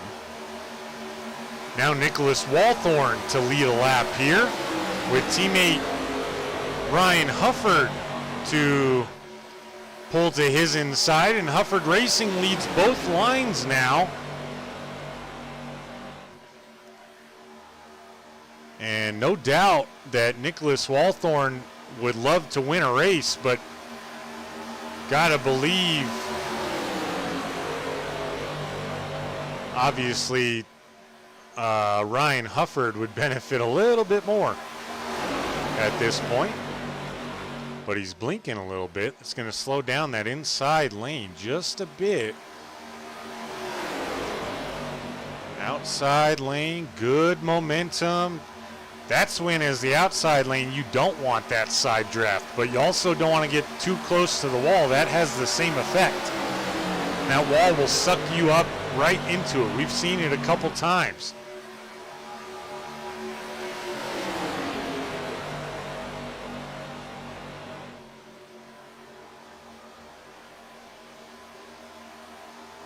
Side, making really nice moves here. They're clear the top 5 all the way back to Matthew Baines, and the 72 is clear. Now the 29 of Phil Ellis Jr. clears. He'll go to the bottom. Brandon Anderson to the bottom. Nicholas Walthorn still leads the way, gonna lead another lap. 14 to go now here at Talladega.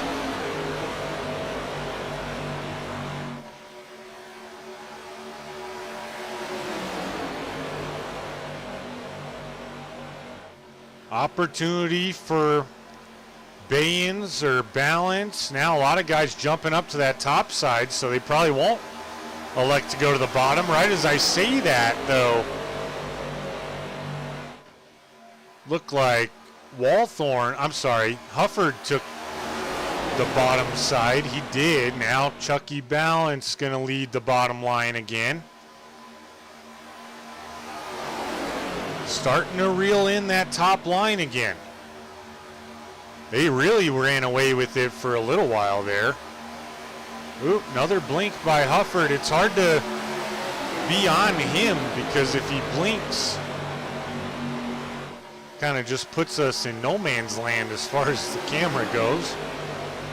Nicholas Walthorn leading, Chase Greer still second. Chase Greer, surprisingly this season, not a playoff driver.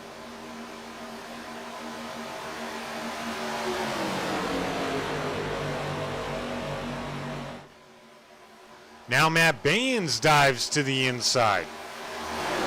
Says, I'll give the bottom lane an opportunity. Not going to have much. He's going to try to squeeze back into the top. He does. He felt that momentum being killed, and he started going backwards. Squeezed in there. Let's check mid-pack here. There's Matthew Fritz in the 67. Haven't said his name a whole lot. Probably a good thing. He's doing fine. He sits 11th right now. He's rocking that outside lane with Walt Lipicki right up in front of him. Justin Parham is there. Phil Ellis Jr. Lauren Vincent still there. AJ Evangelista, the tail end of that big group. Then you go back to Sharn Hill, kind of in no man's land right now. Got Warren Keith behind him. Sharn and Warren, gotta believe they're trying to get something together, possibly set something up here. Now Sharn pulls to that back bumper of Holden Wheeler. Warren Keith, we mentioned. There's Josh Hall and Ryan Gomes. They're also teammates. Perhaps going to try to set something up. These guys here, single file, got to believe they're laying in wait. Potentially giving themselves an opportunity to stay out of a situation should one come up. Of course, now Sharn Hill pulls out. Warren Keith pulls in into the madness as they tighten up further now. Now Sharn Hill gets to the back bumper of Warren Keith. AJ Evangelista is there. Walthorn still leads the way, folks. We're not missing anything up front. That's why I took a good look at the side-by-side racing. Chucky Balance, Phil Ellis Jr. on the move. Phil Ellis Jr. in that outside lane, absolutely cooking right now. Warren Keith right behind Phil Ellis Jr. Lauren Vincent, Sharn Hill follow Keith.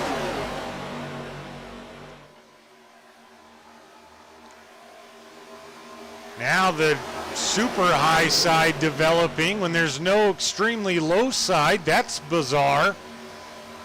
Justin Parham finds the wall a little bit. Matthew Baines up on that high side. I don't think these three guys way up in front notice what's going on, and that's Matthew Baines. Matthew Fritz leading the way. Matthew Fritz going to dive all the way down to the bottom now. I was going to say, when is that going to happen? It's obviously a better position down there than creating a second line all the way up on top. Warren Keith went all the way to the bottom. That kind of left Sharn Hill in a bad spot.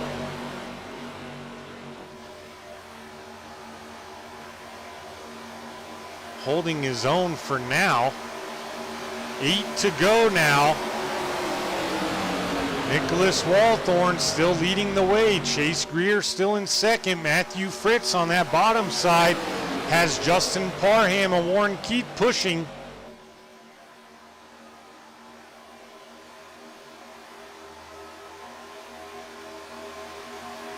See if they can't get anything going. Been a long time since Walthorn and Greer have had anyone side by side with them. Now Keith goes to the top side, leaving a gap. Who's going to prevail a little bit further back? Brandon Anderson, 3 wide now. That's Ryan Gomes, Derek Da Silva. Brandon Anderson clear for the moment.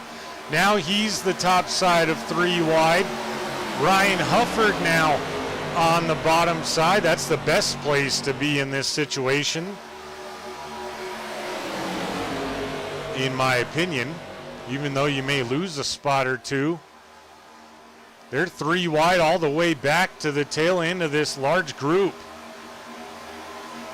We now have 5 playoff drivers in the top 10. The top 3 continue to prevail regardless of what's happening behind them. Now Matt Baines pushed 3 wide.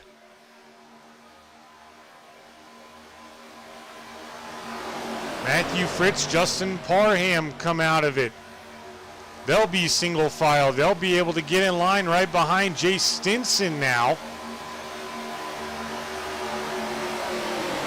Brandon Anderson, Phil Ellis Jr. going to be on the good side of that temporarily. Now Chucky Balance being pushed by Matt Baines in that middle line. Top line still working on something.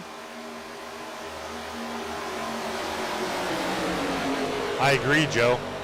Especially the way it's looking right now. Now Chucky Balance drops to the bottom. He's going to be hung out to dry back there. Warren Keith is going to pick him up, but they only have De Silva behind him and then a gap to Walthorn. I'm sorry, Hufford. I keep mixing them up. My apologies. Now Hufford pulls out.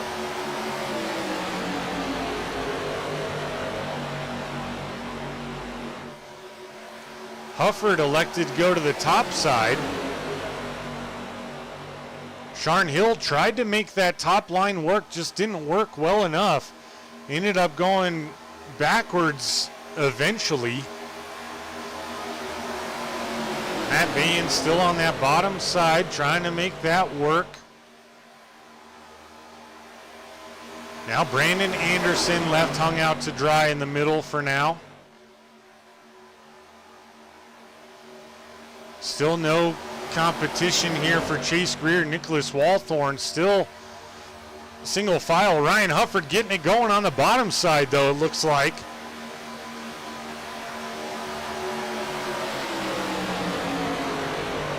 He's pulled side by side with Jay Stinson. That's as close as we've seen in quite a few laps to anyone getting a good run, and he just blinks too much. I want to focus on him, but we can't.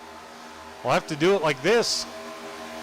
Now they pull out again. Now Stinson single file. Sharn Hill back up on that top side, trying to make things work. Down the stretch here, that high side is an awfully dangerous place to be. Why? Because the wrecks go up, and there it is! Oh no! Ryan Gomes, Josh Hall involved, Sharn Hill involved, and the caution is out with 3 to go. And we're going to have a green-white checkered. I called it, didn't I? I mean, at some point, you got to make the move up there and see what you can do. It just, for so many guys, things just weren't happening. And there's not much you can do. You either drop in line and just kind of stay stagnant, or you go high side and see what you can do. So I don't blame them whatsoever. Nicholas Walthorn out there, Jay Stinson, Chase Greer, Ryan Hufford avoided it, Michael Lepicki, Parham, AJ Evangelista, Matthew Fritz. I think most everyone avoided it.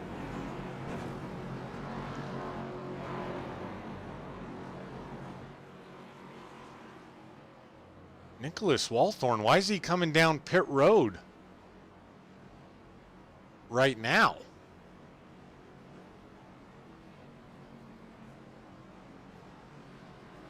That's interesting. I'm not sure what happened. I think Walthorn, though, even if he didn't have enough fuel, I think he should have waited to pit. See how slow these guys are moving here? I gotta believe that's because the pace car hasn't come by. I'm not quite sure how this is gonna play. Where is the pace car?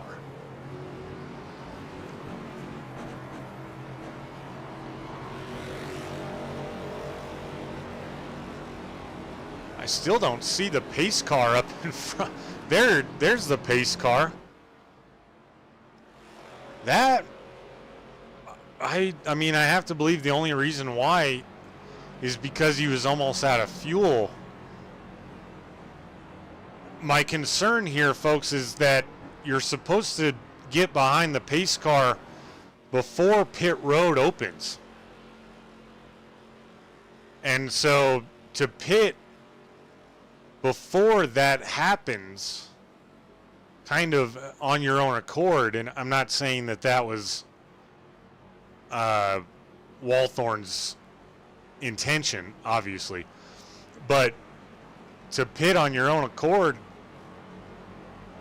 may end up giving you a penalty. We'll have to see. All these guys, I believe, trying to save fuels. You see them down below the apron there. Right now, Nicholas Walthorn, as it stands, will restart 10th, assuming nothing comes of that pit stop there. And he may very well have gotten a penalty that he has to serve under green. I'm not sure. I do see, now that I look, I do see a black flag for Nicholas Walthorn. So the 54 of Walthorn, he led so many laps. And, you know, even if he had to have pit for fuel there, he pit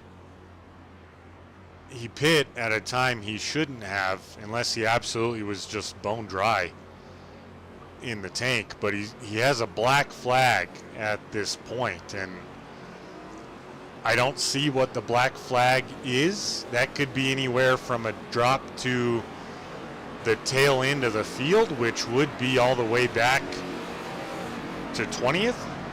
Devin Zimmerman, by the way, got the lucky dog. So it could be that, or it could be a hold penalty or a drive-through under green flag conditions. So regardless, Nicholas Walthorn may have put to bed his opportunity to win this race. But on a good note, Ryan Hufford will start on the outside of the front row.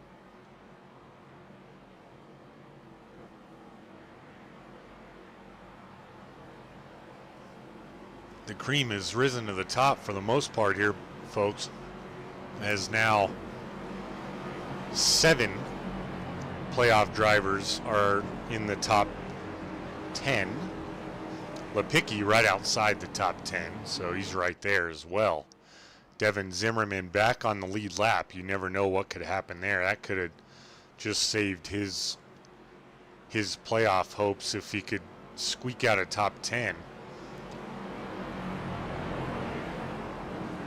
Royalty Motorsports drivers Sharon Hill, Garrett Walden, not the way their night was, not the way they were hoping for their night to go, and more than likely Garrett will not move on. Sharon may because of stage points, but it's going to be awfully tricky. Anderson up there in the top 10, Lipicki, Zimmerman, and then of course Hufford, Parham, Stinson, and Fritz as it stands now. Green, white, checkered. Chase Greer, Ryan Hufford back to green, potentially for one last time in the first round. Decent jump there for Greer. That's going to allow him to stay out front, though, because he didn't get away from everyone like we've seen in the past in restarts tonight. Ryan Hufford, a good jump as well. Greer tries to play both lines. He's going to lose out now as they put him in the middle. He tried to jump up there just a little bit late. We're going to go here to Matt Baines. Even though Ryan Hufford leads the way, Matt Baines will take over that bottom line. Brandon Anderson will follow him. Ryan Hufford still leading the outside line. If they make it to the stripe this time, the race will be official no matter what happens after that. Warren Keith is there again. Ryan Hufford blinks. That could have been detrimental. Oh, what happened? Ryan Hufford went flying. I think he blinked out. He's all of a sudden, oh my gosh. Warren Keith leading the way. Can anyone steal a win from Warren Keith? Justin Parham up the middle. Warren a little bit of a bumper. Got help behind him. Justin Parham coming to the line. Anyone gonna beat Warren? Parham takes the lead. Justin Parham in the 19 is gonna win at Talladega and lock himself in to the second round of the playoffs. Justin Parham in the 19. We saw him take a hard right turn to the outside wall at one point in this race. And he comes back after getting a lucky dog, rallies, and wins the race at Talladega to lock himself in. Let's pull up the playoff points. There you see Parham was in good shape anyway. He didn't need a win to lock in, but nothing solidifies it more than winning the race. Let's close that out now, and we're going to go to the final grid. And man, if I am Ryan Hufford, I'm absolutely steaming right now. Now, to be fair, he was blinking.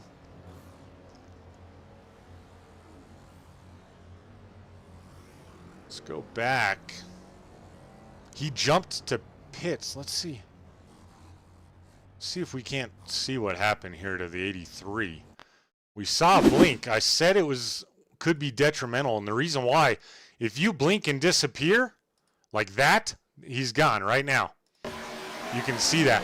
Then he shows up, and the 9 is right there. And then the 9 trying to get around him, and the 83 tries to follow him up.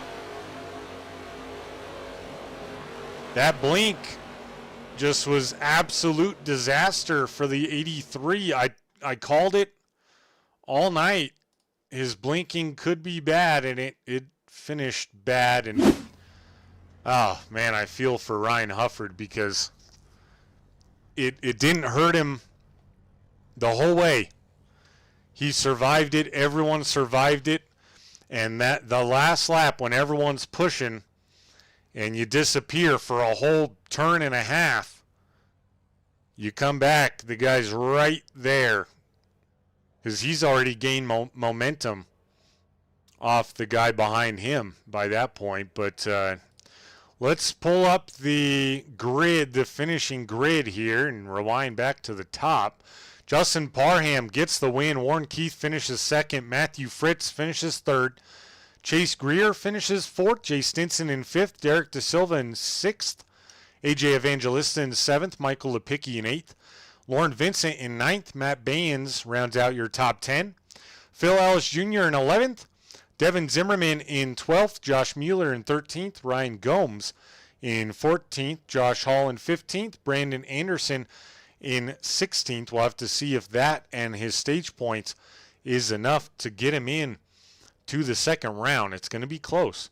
Walt Lepicki finishes in 17th. 18th was Chucky Balance. Ryan Hufford in 19th after all of that. We'll have to see if he gets in. We'll take another look at the playoff points here momentarily. Holden Wheeler in 21st. I'm sorry, Nicholas Walthorn in 20th. Holden Wheeler 21st. Sean Hill 22nd. Garrett Walden 23rd. 24th is Kenneth Redinger. And Ian Davis is 25th. Let's get rid of that. We're going to take a brief commercial break here, let everyone catch their breath, including me. We're going to come back with the post-race show and some interviews. Don't go anywhere. We'll be right back.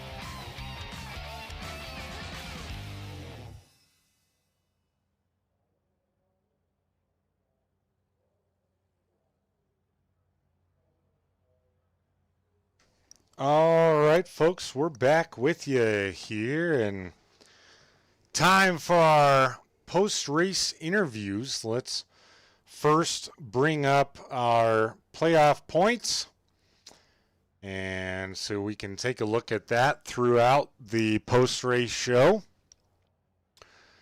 Let's get now with our third place finisher on the night, going to be the 67 of Matthew Fritz. Matthew, welcome to the broadcast booth.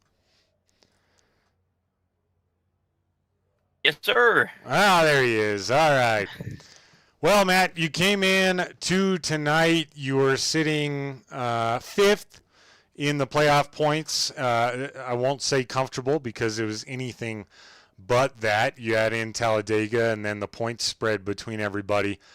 But you came in third place finish, should easily be enough to get you to the next round with struggles by the 05 there and the 99. Tell us how you were feeling coming into the race, and then how things kind of developed, how things may have changed the way you were feeling throughout the race. Well, with two stages for the plate tracks, when I knew stage points were going to be very, very important. And we have a great team at Venom. We all worked well together, and the first stage went perfect for me and Jay, and then the second stage didn't go so well. But that's just you come to Talladega, you can't think you're just going to win, but you can't count on wrecking. That's for sure. I always count on wrecking, flipping, or Jay says bring back a checker flag or steering wheel. So, but we did well tonight. Yeah, man, you came in good position as a team. Jay Stinson also had himself a good night. Should get both of you guys on to the next round. What were you thinking there after the early caution, and then knowing down the stretch, hey, we're not done wrecking. We can't be. It's Talladega. Was there some strategy behind, okay, when to use the fast repair, or how to play that pit strategy, anything like that?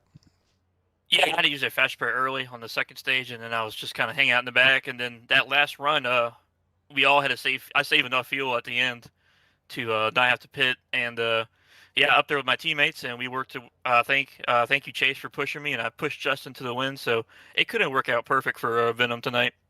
Yeah, you guys crushed it tonight. Really, really strong showing. You guys are always top-notch when it comes to strategy and teamwork on the speedway. So very nicely done, Matthew. It's been a really nice season for you, and you get to continue it more than likely with the second round of the playoffs.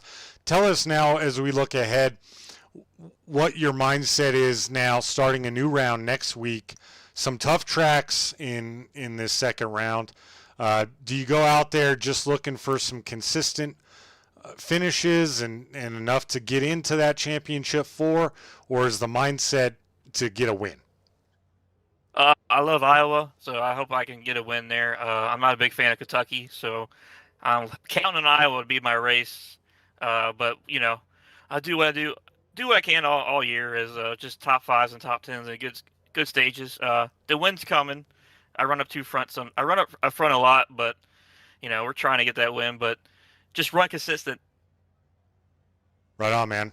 Well, Matthew, always a pleasure to talk to you. Shout out to all your fans in chat that maybe haven't gotten to hear from you in a little while. But before we let you go, anyone you'd like to thank or shout out tonight? Yeah, I thank my mom, my dad, my grandmother for watching. Gotta thank Jay, great teammate, makes my paints. All of them look great. Chase, Justin, and Kenneth for great team. Thank goodness Chase is back. And I thank you. It's fun to go back and watch these races. You're one of the best out there, so you keep doing a good job, and I appreciate you doing this for us. I appreciate that, man. I love doing it, and I'll be here as long as SCSRA has me. But yeah, Matthew, go celebrate this one. Big team victory tonight for you guys, and then very consistent performance across the board. So we'll look forward to seeing more Venom racing in the later stages of the playoffs, and we'll talk to you next week, buddy. Appreciate it.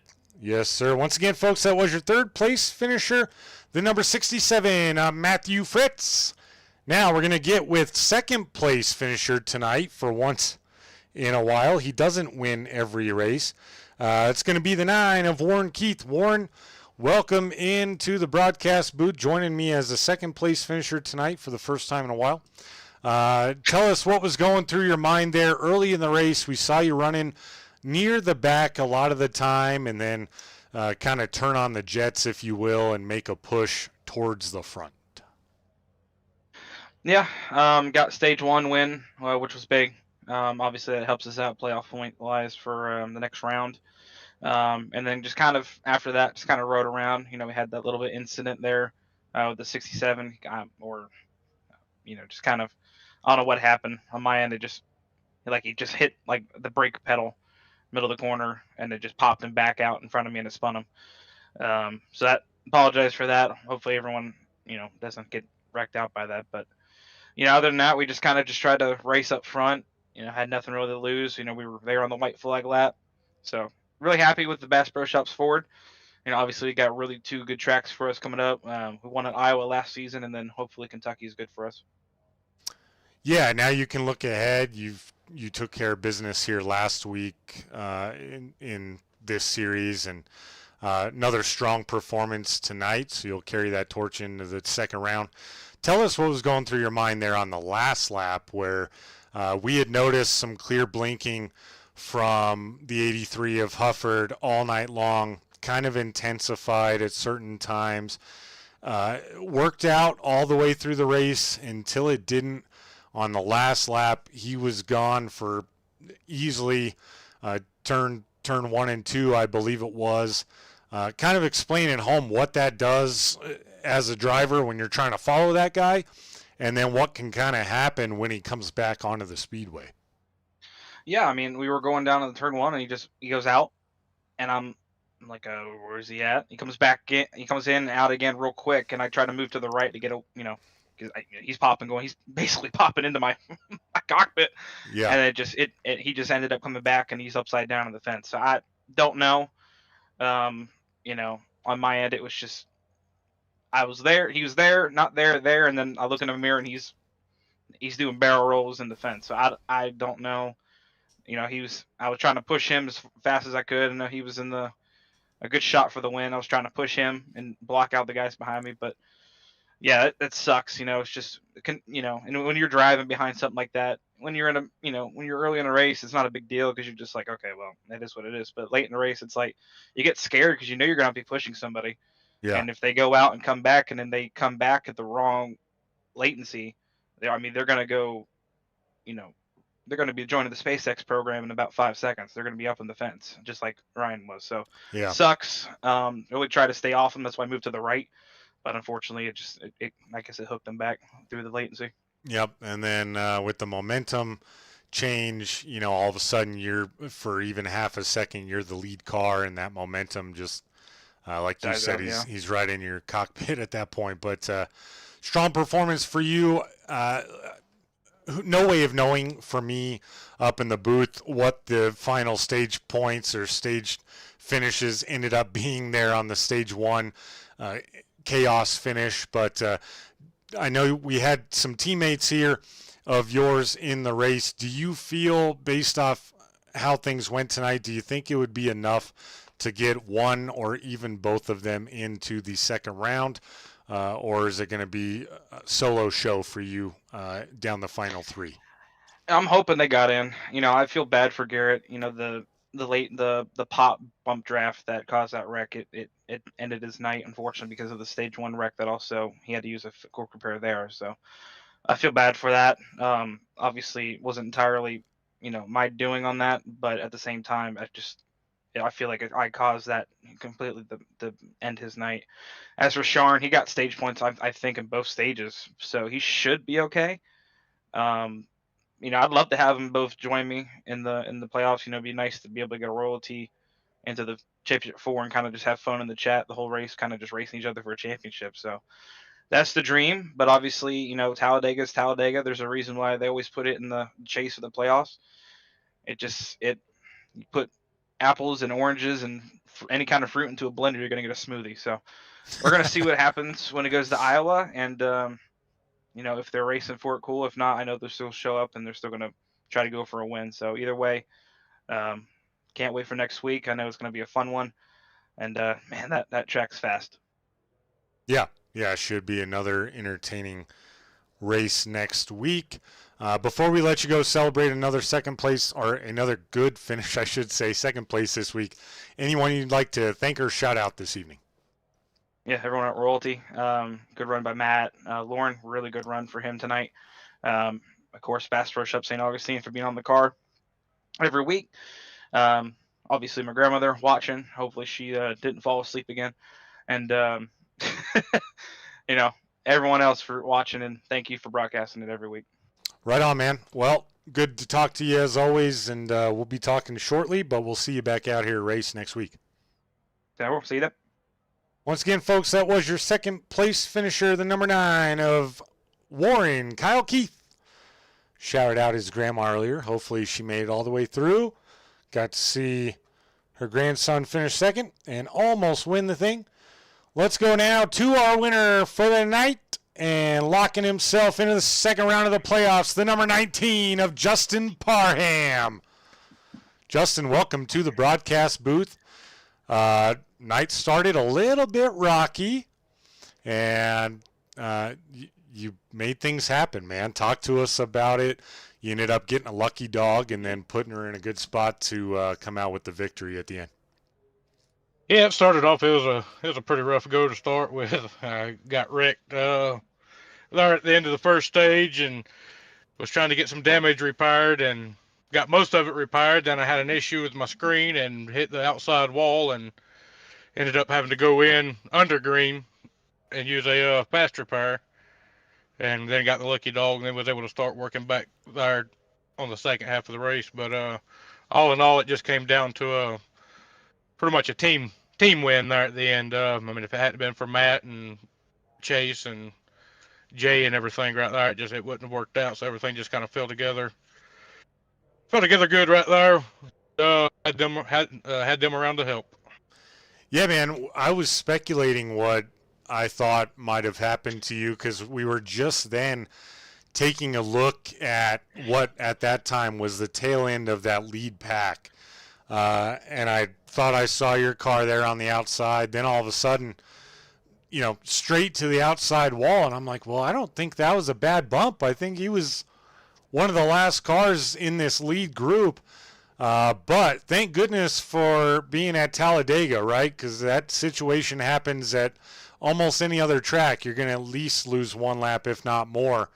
But you're able to hang in there, get a lucky dog at the stage, and then have a good opportunity, and you got it done. Talk to us a little bit about what it means now for Venom Racing to go into that second round with more than likely 3 drivers, all 3 that made the playoffs originally, now advancing to the second round. You are Parham. You, Fritz, and Stinson, all more than likely in the top 8. Yeah, we all came away with a good finish right there. So hopefully that'll just build the momentum going into the next round, starting with Iowa.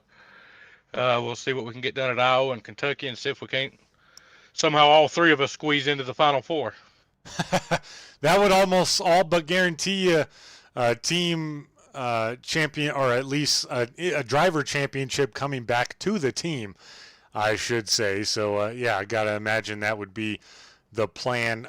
Let's look forward just quickly now into the next race. I know Matthew Fritz feeling very strongly about his race there. How do you feel about that track and your opportunity to really build on this win and set yourself up for the championship 4, as you mentioned? We'll see. It's 50-50 for me. So sometimes I run real good there, sometimes I run real bad there. So we hoping we can ride the momentum from this week into and through next week. That's fair. All right, buddy. Well, Justin, always a pleasure to talk to you. And before we let you go pop the champagne in Victory Lane, tell us who you'd like to thank and shout out tonight. The league for putting it on every week, letting us get out there and doing it. Of course, you for broadcasting, one of the best around, and then just teammates for being there and working with each other. Right on, man. Well, like I say, always a pleasure to talk to you. Good win tonight. Go celebrate it with you and the team, and we'll see you back out here next week. Yes, sir. Once again, folks, that was your winner, the number 19 of Justin Parham.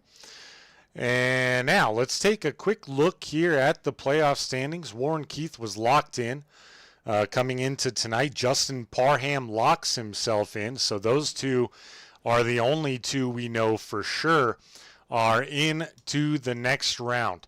Question marks for sure have to be Kenneth Redinger, Sharn Hill, Garrett Walden.